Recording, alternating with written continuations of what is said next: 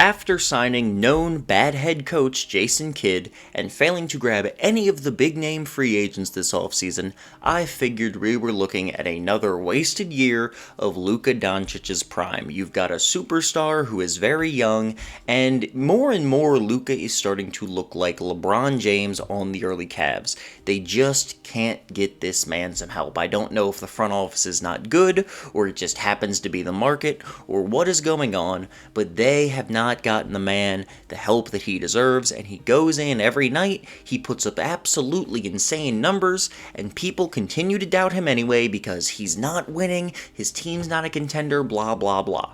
And while this season definitely falls under another one of those not contending seasons, I will say that the Mavericks have done a better job than I expected thanks to a few small moves. They finally got rid of Kristaps Porzingis recently, which was a head-scratching trade, but one that I do think worked out well for the Mavericks, at least it has over the last 4 games. They managed to get Jalen Brunson a bigger role this season, playing next to Luka. He has looked like a very good secondary ball handler up there. Tim Hardaway Jr. is having a down year, but he's still able to go off at any night.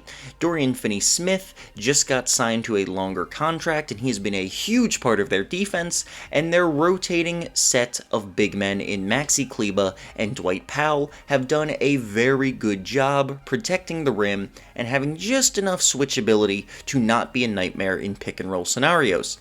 With all of this happening, the Dallas Mavericks have made it to the 5th seed in the Western Conference and have the number 5 defense in the entire NBA. Now, we have to wait and see if they can hold up this defense without Kristaps Porzingis. He was a big part of their rim protection, and both Spencer Dinwiddie and Davis Bertans are known negatives on the defensive end. They are going to be targeted. Luka Doncic has also had his fair share of issues on defense this season. He came in out of shape. He seems to just some weeks he's looking like a really good defender. Some weeks he has a game or two where he looks like one of the worst in the entire league.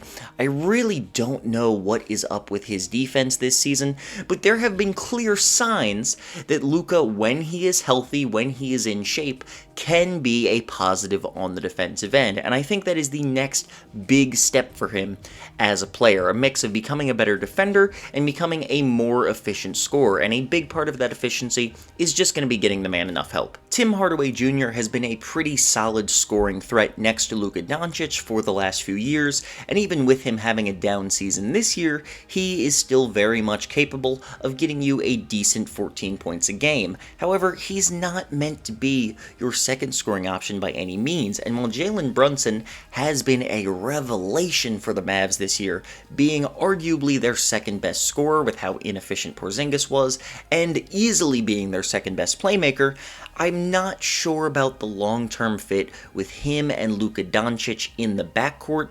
Both of them have their defensive issues. Jalen Brunson especially is a very small player, and I feel like you really want to have a bunch of good defenders around Luka Doncic, at least until he confirms to us that he can be a consistently good defensive player. Right now, you do not want a backcourt that is Luka and Jalen Brunson. That is going to be targeted in the playoffs for sure. Luka's been a beast, by the way. I'm not sure how I made it this far without really talking about Luka.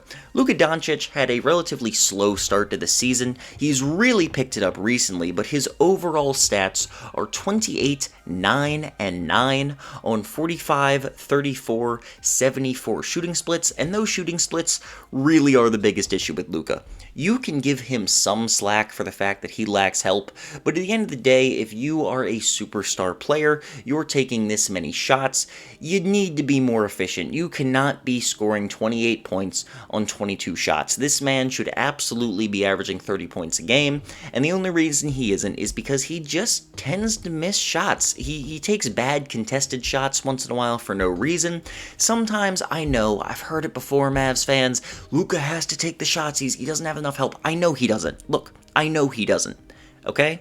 I'm not saying that Luka doesn't need more help. I've said it over and over again. It's the reason they're not contenders right now. Man needs an all-star teammate.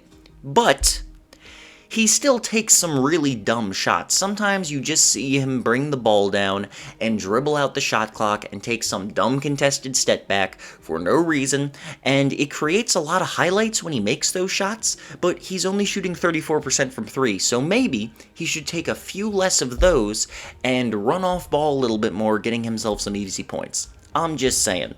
The man's free throw percentage also is something that just needs to go up. I really think his shooting form maybe just needs some tweaks. I would really love to see him just work on it throughout the offseason, because across the board, he's shooting a little bit worse than you would like him to. He's clearly a very good shooter, but he also has something holding him back. I don't really know what it is, but I would love to see that efficiency go up, because that's all that's keeping him from being a clear top 5 player and clear MVP frontrunner. That's all it is. He needs to win more, and he needs to shoot more efficiently. And the winning will come in time, but the efficiency would really help. So, we've talked about the players, we've talked about their stats.